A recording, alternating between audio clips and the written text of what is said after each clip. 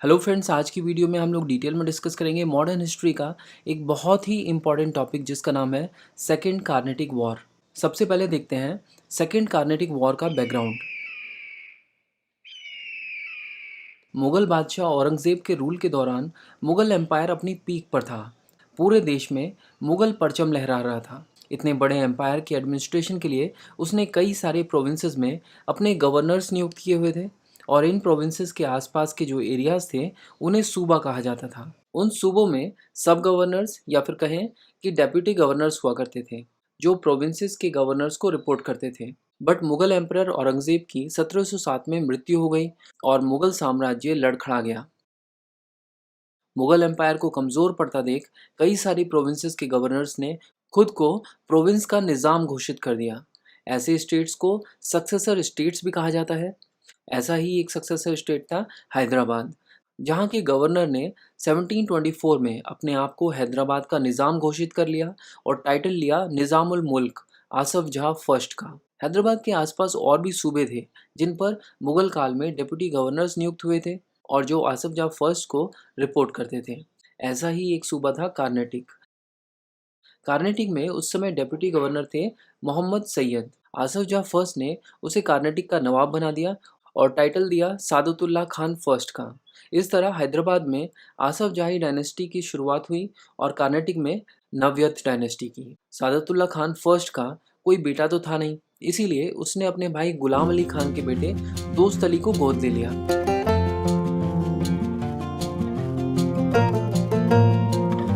दोस्त अली जब बड़ा हुआ तो 1732 में सादतुल्ला खान फर्स्ट के मृत्यु के बाद वही कर्नाटक का नवाब बना। दोस्त अली का बेटा था सफदर अली खान और दोस्त अली का दामाद था चंदा साहिब। दोस्त अली की मृत्यु के बाद सफदर अली खान कर्नाटक का नवाब बना। बट सफदर अली खान बहुत ही अनफॉर्चुनेट था। 1742 में ही उसकी हत्या कर दी गई।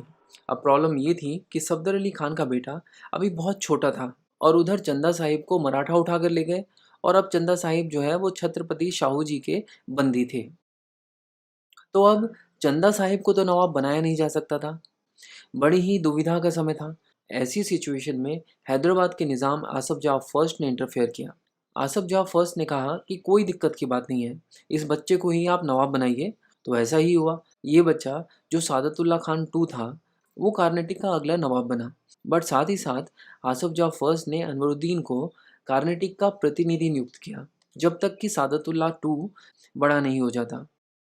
बट 2 ही साल के बाद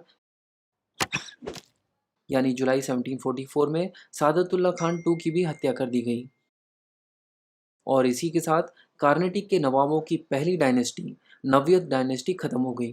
तो अब तो कोई ऑप्शन बचा नहीं था, इसीलिए कार्नेटिक का नवाब अनवरुद्दीन को नियुक्त किया गया। हमने पिछली वीडियो में देखा था कि 1746 में फर्स्ट कार्नेटिक वॉर के दौरान अदयार नदी के किनारे फ्रेंच ईस्ट इंडिया कंपनी की एक छोटी सी टुकड़ी जिसमें मात्र 1000 सोल्जर्स होंगे, उन्होंने अनवरुद्दीन की 10,000 की फौज को बुरी तरह से खदेड़ दिया। इस बैटल को बैटल ऑफ अदयार या फिर बैटल ऑफ सेंट थॉम भी कहा जाता है। उसने अनवरुद्दीन की आंखें खोल दी थी। अनवरुद्दीन को यह समझ आ गया था कि यूरोपियन पावर से वो अकेला पंगा नहीं ले सकता, उनका एक एक सिपाही 10 पर भारी पड़ता है। अब इसी बैकग्राउंड में चंदा साहिब जो है वो मराठाओं की कैद से छूट गए। चंदा साहिब को जब पता चला कि कार्नाटिक के नवाब अब अनवरुद्दीन को बना दिया गया है तो उसके तो होश उड़ गए, क्योंकि चंदा साहिब के हिसाब से वो नव्यत डायनेस्टी के एक लौते वारिस थे। तो अब चंदा साहिब किसी भी हाल में अनवरुद्दीन को हटाकर खुद कार्नाटिक का नवाब बनना चाहता था। तो इसीलिए चंदा साहिब ने अनवरुद्दीन के दुश्मन और फ्रेंच ईस्ट इंडिया कंपनी के गवर्नर ड्यूप्ले से हाथ मिला लिया। लेकिन वहीं एक मसला और खड़ा हो गया। जून 1748 में आसफ जाह फर्स्ट की मृत्यु हो गई, यानी हैदराबाद में अब निज़ाम की कुर्सी खाली थी और इस कुर्सी के दावेदार थे दो लोग, नासिर जंग और मुजफ्फर जंग। मुजफ्फर जंग आसफ जाह फर्स्ट का ग्रैंडसन था। बेसिकली आसफ जाह फर्स्ट जो है वो मुजफ्फर जंग का नाना था और नासिर जंग था आसफ जाह फर्स्ट का बेटा। तो नासिर जंग रिश्ते में मुजफ्फर जंग का मामा था। कायदे में तो नासिर जंग क्योंकि आसफ जाह का बेटा था इसीलिए उसे ही निज़ाम बनना चाहिए था। बट प्रॉब्लम ये थी कि नासिर जंग ने 1741 में आसफ जाह फर्स्ट की हत्या करने की कोशिश की, बट आसफ जाह फर्स्ट ने उसे मार मार के भगा दिया। इसीलिए आसफ जाह ने अपना सक्सेसर अपने ग्रैंडसन मुजफ्फर जंग को बनाया था। लेकिन नासिर जंग को ये बात बर्दाश्त नहीं थी। वो ऐसा कैसे होने दे सकता था कि उसके रहते उसका भांजा निज़ाम बन जाए। इसीलिए मुजफ्फर जंग और नासिर जंग दोनों आमने सामने थे। उधर अनवरुद्दीन, जो कि कार्नेटिक का नवाब था, उसने नासिर जंग को सपोर्ट कर दिया। तो मुजफ्फर जंग के लिए अनवरुद्दीन अब किसी दुश्मन से कम नहीं था। इसीलिए नासिर जंग और अनवरुद्दीन एक तरफ आ गए और दूसरी तरफ था मुजफ्फर जंग। और उधर चंदा साहिब तो पहले से ही अनवरुद्दीन के दुश्मनों को खोजता हुआ घूम रहा था। इसीलिए वो मुजफ्फर जंग के साथ आ गया। इसके अलावा हमने अभी देखा कि चंदा साहिब ने तो पहले ही फ्रेंच ईस्ट इंडिया कंपनी से हाथ मिला लिया था। तो इस तरह चंदा साहिब, मुजफ्फर जंग और फ्रेंच ईस्ट इंडिया कंपनी एक टीम बन गए। और दूसरी तरफ अनवरुद्दीन और मुजफ्फर जंग तो थे ही, उन्होंने फ्रेंच ईस्ट इंडिया कंपनी की दुश्मन ब्रिटिश ईस्ट इंडिया कंपनी को भी अपने खेमे में ले लिया। अब इन दोनों गुटों में भिड़ंत तो होनी ही थी। तो अब पूरी तैयारी हो चुकी थी सेकेंड कार्नेटिक वॉर की। इस वीडियो के नोट्स आप booksawa.com वेबसाइट पर पढ़ सकते हैं।